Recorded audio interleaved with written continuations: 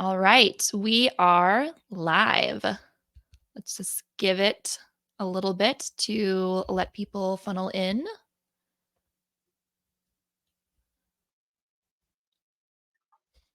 Feel free to, since we can't see who's all here, feel free to leave a comment just saying hello, um, maybe where you're joining from.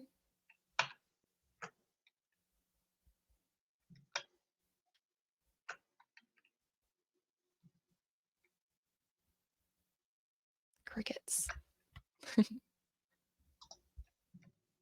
Hello, welcome.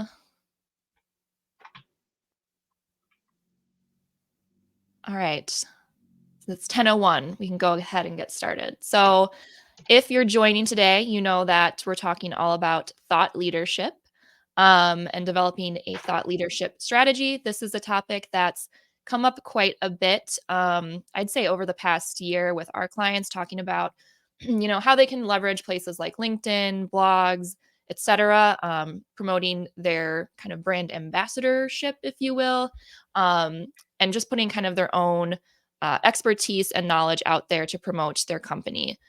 So, like I said, we've gotten a lot of questions about this, and thought it would be a great topic to kind of jump into for the beginning of the year. Hello, Wendy. Hi, Mindy. Thank you for joining. So throughout the presentation, feel free to use the chat at any time. I can jump in and ask any questions that come up. There also will be a Q&A towards the end. So yeah, feel free to use the chat throughout. And then if you want to just jump into the next slide, Andrea. So today we have Andrea Yank and Justin Curley presenting on this topic, both who bring, I think, very good perspectives. Andrea, especially on the kind of strategy side of things, and Justin being an owner at Top Floor and a thought leader, I think, himself, really speaking to kind of the execution of how to be a thought leader. So on the agenda today, we have thought leadership in 2024, why it's such a hot topic, why we're getting so many questions about it. The other point here is identifying who your internal thought leaders are, what channels to use, and how to elevate them or leverage them to get your thought leadership out there, and then developing your thought leadership roadmap. And I think there's also going to be a little chat GPT tutorial too towards the end, how you can use that as a tool to get you started with all of this stuff. And then we'll end with a Q&A. So that's all I have. Without further ado, I'll pass things over to you, Andrea. Yep. All right. So first up, we're going to identify your thought leaders and your content pillars. But before I jump right into that, I figure you know why thought leadership is important right now. But I've provided some points here in case you need something to convince others in your company to also jump on board, right? So why thought leadership? Why now? People want to hear from people. That's always been the case. Not faceless companies. It encourages trust in your messaging and also opens up the opportunity for discussion. So questions, expansion of thought. It's been around in different forms. So blog sections on company websites maybe weren't as prevalent 10 years ago. Now it's quite common to see blog sections on company websites. And then that includes like other helpful content on your site, FAQs, email newsletters. It's all pieces of thought leadership. So what this is really collecting all those tactics into a strategy. So you're capitalizing on the content you're producing, and then you're focusing your targeting, who you're speaking to. That allows you then to create measurement and goals to determine your success of your thought leadership strategy, right? And then just generally, there's a new generation of buyers looking to new sources for vendor research. So many of us touch social media every day. It kind of makes sense that we'd be looking there to for our professional research as well. And then this new generation of buyers is less likely to make contact with a company like an RFQ, phone call, email, even until they've exhausted their online resources. So it's important that you're out there in multiple ways. And then you can quickly and easily cater your messaging to hot topics. So use your existing content, but put a spin on it to make it more topical. So economic shifts, business trends, technology trends, even current events, just to get the conversation going, right? And then I thought I'd share this stat over here. So LinkedIn partnered with a communication firm to produce a report specifically on B2B thought leadership impact, where they surveyed 3,500 management level professionals about their consumption of thought leadership in relation to actual buying decisions. And from that survey, they found that 47% of buyers say that thought leadership led them to discover and ultimately purchase from a company that was not considered to be among the leaders in their industry. Meaning they weren't necessarily one of the top brands, but they were able to demonstrate their expertise and then get noticed. And that's really what we're all looking for. So we can't all be the Harley Davidsons or the Kleenex of our markets, but if you can get a foot in the door, you can showcase your brand's values and even the playing field a little bit. So, all right. Now touching on who makes a really good thought leader, right? So who they are matters. So subject matter expert, this might be kind of obvious, but not just subject matter experts on the product or service. I would also expand that into subject matter experts on the industry, your target audience, and their needs and wants and pain points.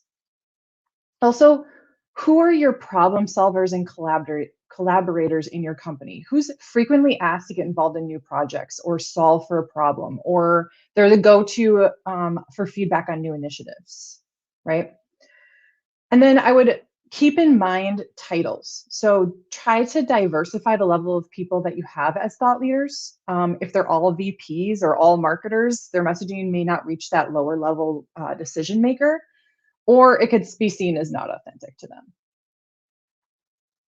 And then on top of who they are, look for other qualities like professional presence on social media. They have a strong or a good start to their network, because a big part of this is also sharing that content and building those connections.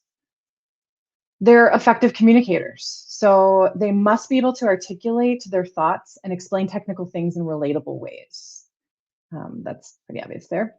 And then passion for learning, so they keep up with trends, so they can cater their messaging and discuss trending topics.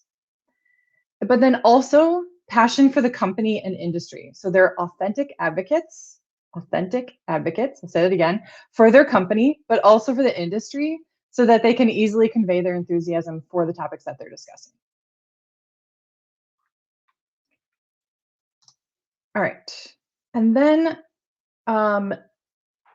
the biggest piece of this, I would think, is the building your content pillars. So the content pillars are a framework for your content.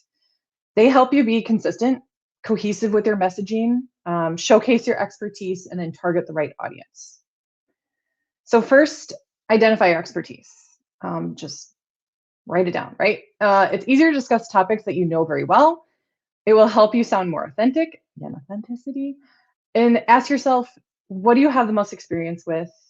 What do you have visibility to that someone else may not?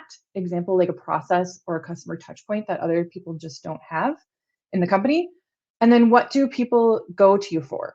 Internally, externally, problems you've been asked to help solve for. Then define your target audience. So you've defined yourself, define your target audience. Who are you speaking to, and what do they want to learn from you?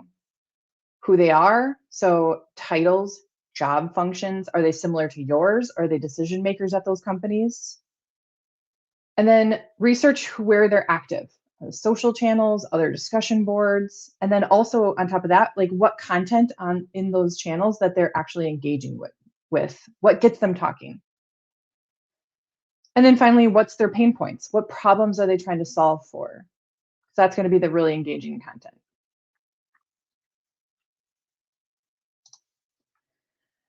And then do some high-level topic research at this point.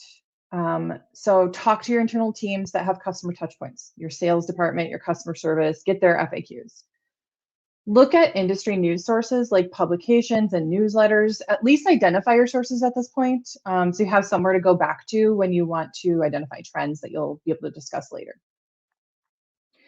Identify customer challenges and solutions for your target audience. So this could come from your discussions with your internal team, or just reach out to your customers and ask them.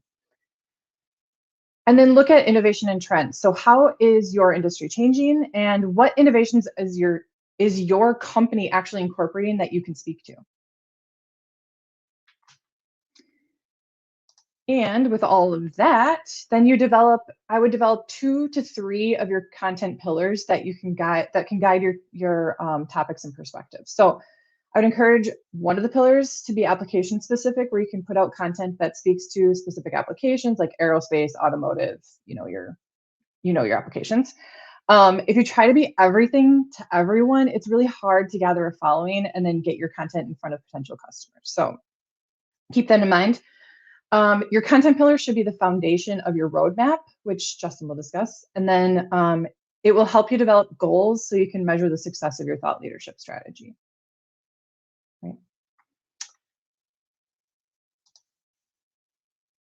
And then deep diving then next into your actual topic ideation, of course, start with your content pillars. You didn't put all that work into throw that out the window, right?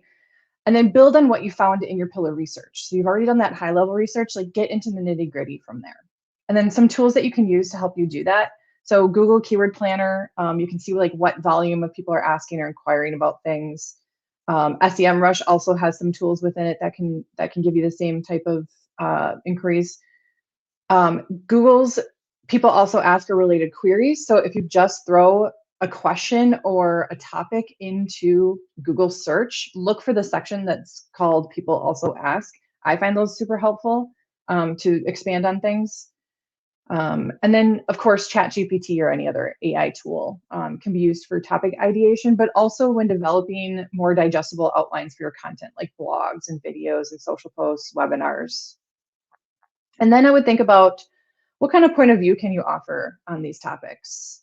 So unique perspectives from a supplier or manufacturer, like a special take on a topic you can offer from your perspective.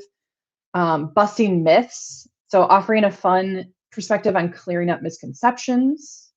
Storytelling, I feel like this one's probably the most impactful, but talk about experiences you or a customer had on a related topic, or even talk hypothetically. It just makes it a little easier to digest and follow along. Or survey your audience on something. So make it a conversation, ask open-ended questions, create a poll, then follow up with either your perspective or a collection of the responses that you receive.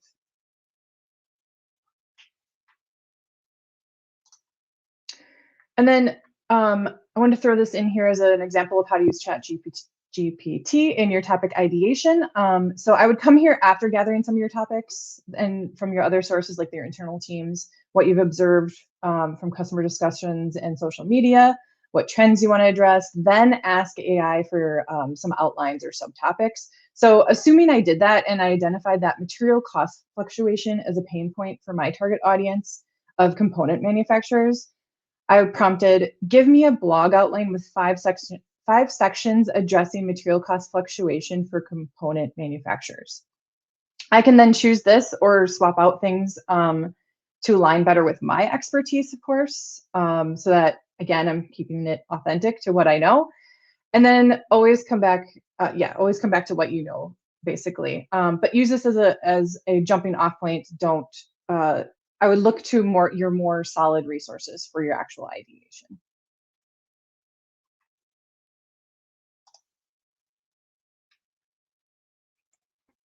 Okay, and then I'll pass it off to Justin. Great. Thanks, Andrea. All right. So we've talked about now kind of who we want to get out there, right? And we've also talked about what are our areas of expertise and some specific topics we want to talk about. Now we got to figure out how are we going to get that message out there. So thinking about some of the different channels that are out there and opportunities for publishing that content. So I realize that there's a number of media out there. There's video, there's audio, from podcasts and things like that. But we're going to focus a lot on kind of written as kind of our base, because I think that's the most common, and I think that's probably the easiest to dive into. So first, you got to figure out what your foundation is. Where is your content going to live? Because you're going to need to develop that new content. It's not just go on social media and post your random thoughts. You're going to want to kind of have that kind of uniting foundation that you can then react to, post to, and discuss. So kind of figuring out where that hub is going to exist and what's the best hub for your goals. So I'm going to talk through 3 common ones that we've come across. as potential hubs for that content. First being your website or a blog. Another one being Medium, which if you're not familiar with, it's kind of a third-party blogging tool. And then there's LinkedIn articles as well. So these aren't the only options. They're just, again, each are powerful, but they do have some benefits and some shortcomings, which I'll talk about now. For your website, I think probably the biggest pro here is that you own that content. When you publish to your website, you have total control over its visibility and its availability. You're not at the mercy of a third party or an algorithm to decide that your content isn't worth showing. Then there's also that direct connection back to your business. So if somebody finds your website, maybe they did a Google search or they saw you promoted it on social media. If they come to your site and they really like your content and they feel like you could be a good partner, they can easily hop over to the services that you offer, the products that you have. There's no need to then have a follow-up or a repeat engagements. They can potentially just dive right in. On the con side of things, shareability, it can be a little bit limited out of the box. So if you just have a blog post where you can publish a new article, it's not necessarily easy to share. Yes, you can post something to LinkedIn, but people coming to the site can't necessarily share it right out of the box. There are plugins for that, and you can absolutely get those stuff in. But kind of the next step here, you do need someone to actually be able to implement that. So the ease of setup can be a bit of a roadblock, especially if you don't have a blog already on your website. You'll need somebody that can design and develop that for you so that you can start to put your content and develop that hub of your thought leadership. Next up is Medium. So again, it's a third-party blogging tool. The really cool thing here is it's got a built-in audience of literally millions of users on a monthly basis. Coming through the website, looking to people for knowledge. So there's a massive potential for viewership, and it's very easy to set up. It only takes a couple of minutes to create an account, and you can be publishing as soon as that account goes live. There's no waiting, there's no authentication. You can kind of just get going right away. But on the flip side, you don't own that content. So once you put it on their site, it's up to them. They're not guaranteed to show your post to users. They kind of have their own system of figuring out what posts are relevant and what are they going to put in other people's feeds.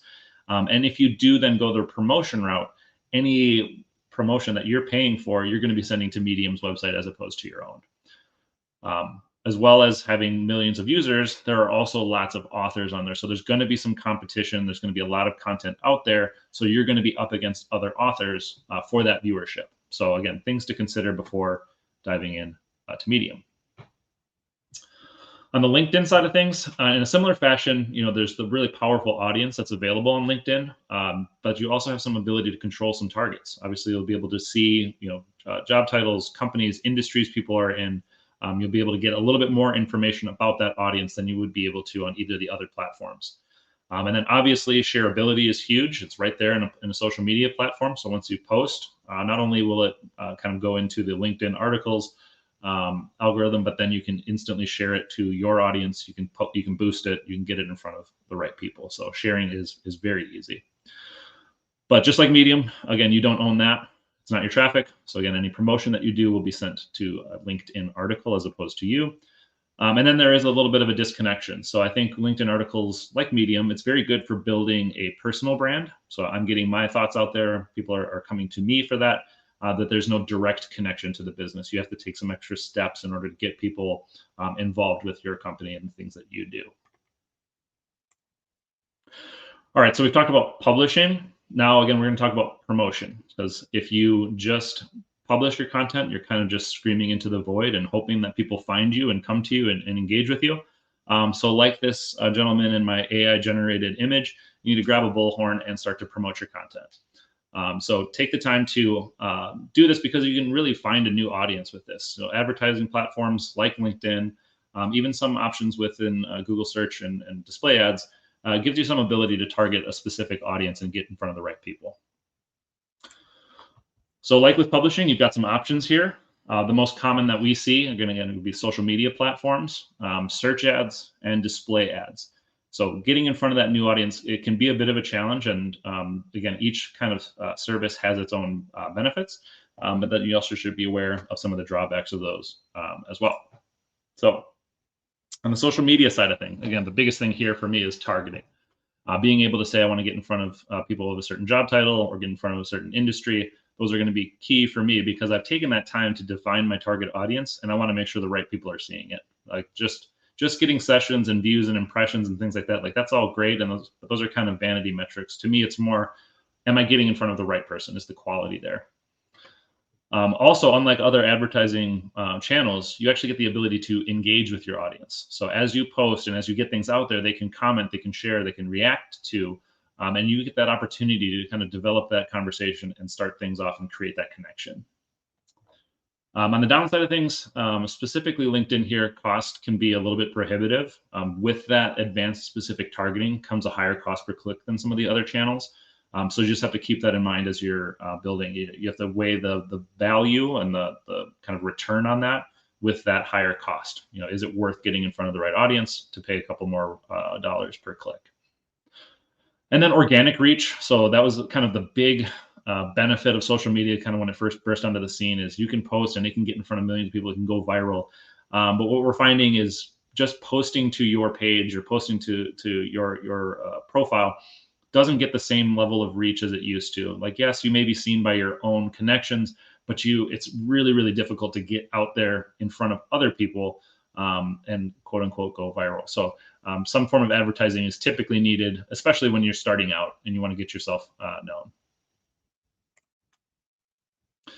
All right, search ads. Again, big pro here is just a huge audience. There's literally billions of searches every day. Search engines are becoming a primary source of information when people have a kind of something that they need. And then as opposed to social media, and I'll talk about display ads in a second here, I feel like this channel is probably the most effective at actually attracting buyers, because people are actually actively searching. They're seeking out an answer to something in a time of need. And that could potentially then lead to business if they find that your answer is specific enough. So taking the time to figure out the keywords that people are using can be really beneficial in actually attracting, again, the right audience and the people that are looking for your business. But on the flip side, there is that research piece. There's a lot of legwork that's going to go into effectively running a search campaign. It's very easy to set one up. It's very difficult to do it well. So the time is going to need to be put in to understand keywords that people are using. What are they searching for? Does your content align with it? Because that next piece, the intent of their search, it can be vague at times. So especially if you're targeting, we kind of call them head terms or very, very broad search terms, you might not know, are they looking for, the cost of it? Are they looking for the downside of it? Are they looking for reviews? Are they looking, what are they actually looking for? The intent can be a little bit vague with search ads. So you're kind of a little bit at the mercy of Google to be able to interpret that intent for you and get the right people to you. All right, and then finally, the last one here I'll talk about is display ads. So again, the nice thing here is you can create a really nice, engaging advertisement. You can use rich media like images or even little short video clips or GIFs, and you can capture that attention and maybe entice them to click over. It's relatively inexpensive as well compared to, again, social media and search ads. There's a very low cost per click, and the reason being is that there's really no intent behind it. People are on a different website, they see your ad, they may or may not click on it. You might not want to pay for that if you're not guaranteed to get that click. So again, a little bit lower cost per click, but what we're also seeing on the flip side of that is users are getting much more apt at avoiding things like ads. So things like ad blockers or blocking cookies and JavaScript and things like that, things that can prevent it from being as powerful as it could be, just in the interest of privacy. So just keep that in mind, that it's not a perfect tool. And then along those lines too, there's again a low click-through rate because again, they're not looking for you. Maybe they're on ESPN's website and just trying to get the score for the game. They're not thinking about your business at that moment. Now you may be able to capture them, but the intent's not there. So there's going to be a fairly low cost or click-through rate, I should say, compared to those other channels. Okay, so we've got who, we know what we want to talk about, and we even have some ideas about where we want to publish it and how we want to get it out there. How do we put a roadmap together that's going to help us get from point A to point B? So put everything to paper, create your content plan. So prioritize content pieces, whether it's based on the impact you think is there. Maybe this is something that people are asking for regularly, or when you talk about this or you convey this to your target customers that it's really impactful and that tends to be the selling point. Or if you feel like there's a natural flow. For example, I've put together a thought leadership program for myself where I feel like, I go from like an intro to a kind of base setup to then how do we track it and how do we go. There's a kind of a natural flow to it, but take that time to figure out what does that path forward look like? Am I just focusing on impact, or am I focusing on kind of a cohesive story with the content pieces that I'm developing? And then the biggest piece here is just be realistic with your time. If you have taken the time, like Andrea said, to put together 2 to 3 content pillars, you've brainstormed some topics for each of those, you may have upwards of 30 to 40 pieces of content. It's just not realistic. I know as a business owner, I've got so many things going on. It's not realistic for me to say, hey, I'm going to publish all of these even this year, but figure out what can I commit to and what can I consistently put out, and focus on that, and then put that schedule together for you in the form of a calendar as what I find is most useful. So again, we know what we want to talk about. Let's put that plan down and put our specific dates and things like due dates, publish dates, promotion dates, things like that can help you stay organized and accountable for that strategy that you've put all this legwork into. So again, the calendar can really help, because I think too, if you think to yourself like, well, I'm only going to post once a month, or maybe once every other month, if that's more realistic, you might think like there's so much of a gap in between those. But if you think, well, I'm going to be publishing it, I'm going to be interacting with other people, I'm going to be doing other things. If you can visualize that there really are going to be a lot of touch points throughout kind of that time frame, it can help put that at ease a little bit. It's not just, hey, I'm publishing once and then you're not going to hear from me for 4 months. There's going to be a lot of other stuff that's happening in between that. That's going to help make sure that your content's still getting out there and that it's still active, even though you may not be putting anything brand new out. And then be consistent. I've already talked about the time frame standpoint, but really make sure that you are creating that publish, promote, and engage process. So that cadence that's going to work for you is key. I find what really helps me is to find the same time, the same day, and really be consistent about that, because not only is it going to help you stay accountable, but it's also going to help your audience know what to expect. When can I hear from you? When are you going to be posting this stuff so that I'm engaged with and that I'm really interested in learning about? And then scheduling is a big help. So even on the blog posts, sometimes I can publish or schedule posts to publish at a future date. I can definitely do it on the social media side of things.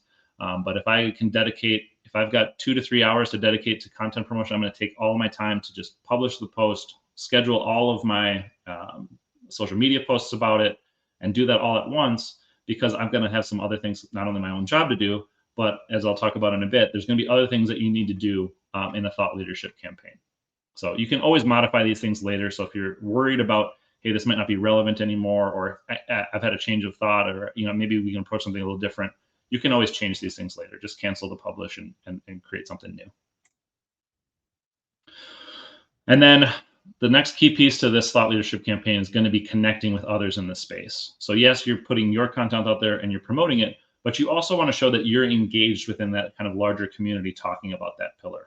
So engage with other people's content, share it. Your audience is going to find that very valuable as well. They're not just coming to you for your specific thoughts, but for the things that you find relevant or things that are informing your decisions moving forward. And then the cool thing you can do with LinkedIn in particular is you can repost somebody else's post with your own thoughts. So adding your own 2 cents, even if it's to just agree with them or to contradict them, just don't be a jerk about it, but you can contradict them and just show your own 2 cents and your experience and show that you're engaged and that you're actively trying to improve your knowledge within the space.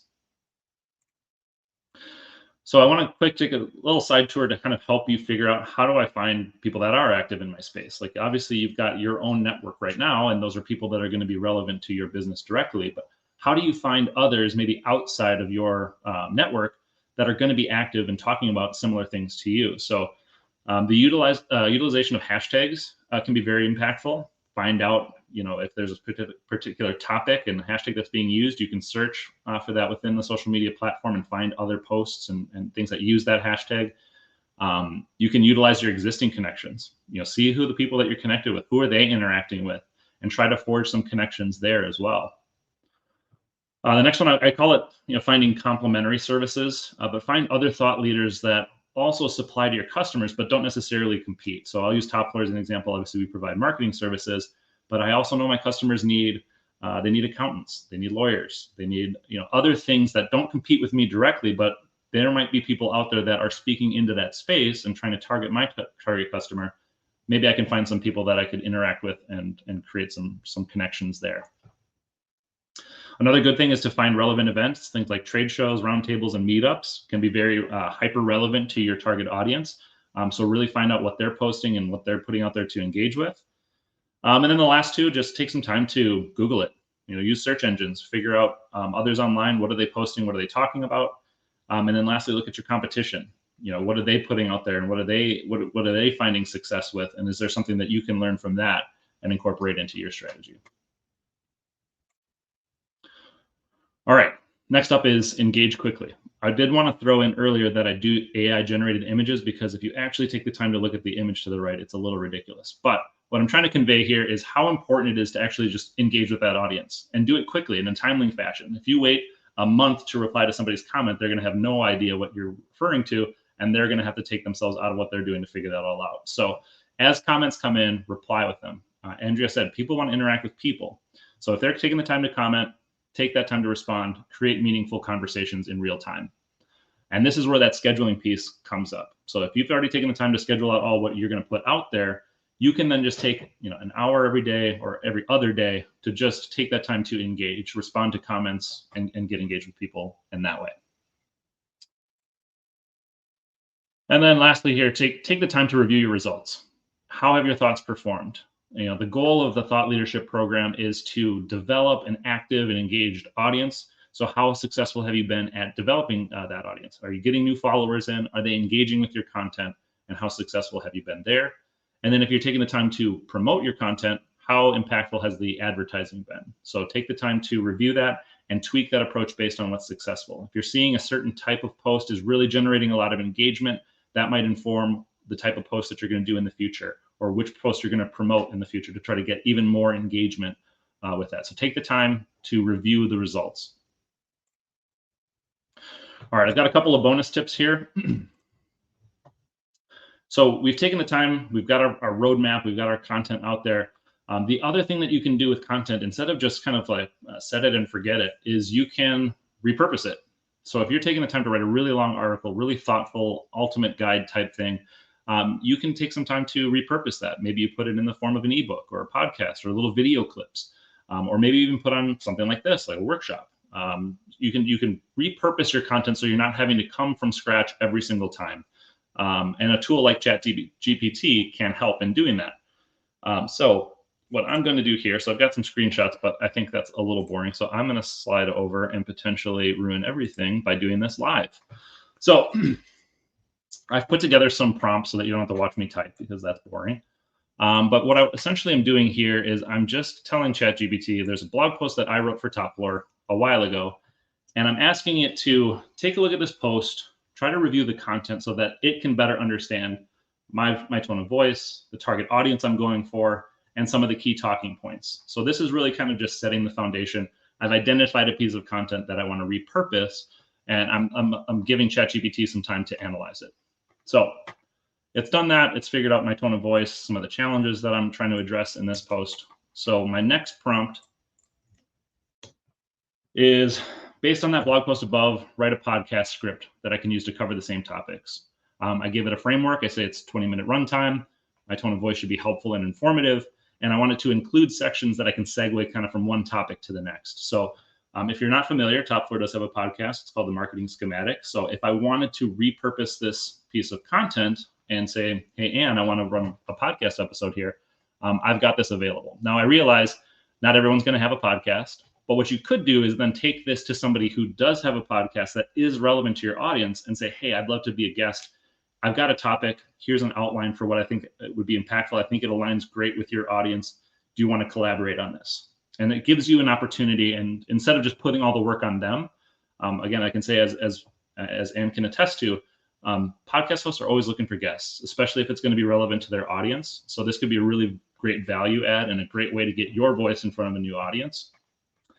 And then lastly here, just one other quick tip for ChatGPT. Now what I'm having it do is, based on that blog post, I want a list of just 10 quick short videos. Maybe I've realized, hey, video is really the way to go. I need to make sure that I'm getting out there, whether it's on YouTube or even just posting video clips to social media. So why don't you give me some ideas, based on the content I've already developed, give me 10 short video topics. It's giving me the titles. It's telling me specifically what I can talk about in those. And I can create two-minute little clips that I'll then be able to use in my either content promotion or just in my standard posts to engage with my audience. So again, it's not like you have to come from scratch every single time. Definitely take the time to repurpose. That can be really impactful as well. Okay, so let's skip past these screenshots because we don't need them anymore. All right, that went off pretty well. Yay to ChatGPT.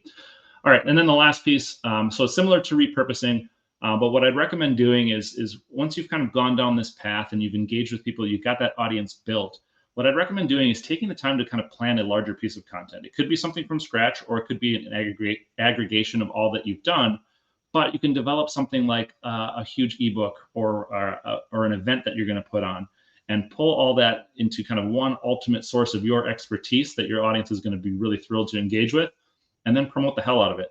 You can use it to generate soft leads for your business. So again, it's not something that will necessarily say like, okay, they're going to attend my event and then they're going to buy something for me, but they can, now that they've given you their email address and their personal contact information, you can nurture that and you can build kind of a relationship over time. So those are my bonus tips for thought leadership. So what I want to do is just open things up now to our some questions. Thank you guys so much. Excellent job. Give it a little bit. I wrote a few down, so if there's not much going on, I can ask mine. Why don't you start with one? Sure. Actually, I was writing as I was going, and you addressed a lot of them. But one that I was curious to hear from your guys' perspective is how you stay updated on industry trends. Obviously, our industry is digital marketing, so it might be a little bit different from who's here viewing and watching this, but just I guess in general, if it's blogs, if it's events, kind of how you stay up to date on what's going on in your industry. Mhm. Yeah, I think one that's I think fairly universal is you got to find people who put out content, usually like a blog that that they're going to be regularly putting content out there. Publications can be a really good source as well. So for us, it's things like Search Engine Land or Moz. I know that they put out content regularly, and it's going to be hyper relevant to my industry. But there's got to be stuff like that for pretty much every niche. I mean, there's a lot of content being developed every day. So try to find those sources, and then just whether you sign up for their newsletter or you just take some time every day to just check out their post and see if there's something relevant. Just put in a little bit of work in. Yeah, and I would say look at the at following or subscribing to things that you are going to realistically consume. Because I'll sign up for email newsletters and never ever open them, but I'll watch a 2-minute video clip or I'll read a LinkedIn post. So those are more realistic to me to be consuming on a regular basis. Yeah, that makes sense. We did have a question come in from Andrew. It says, sometimes it feels like we are creating content just to create it. Is consistency with lower quality better or worse than inconsistency with higher quality? Which do you find to be more valuable?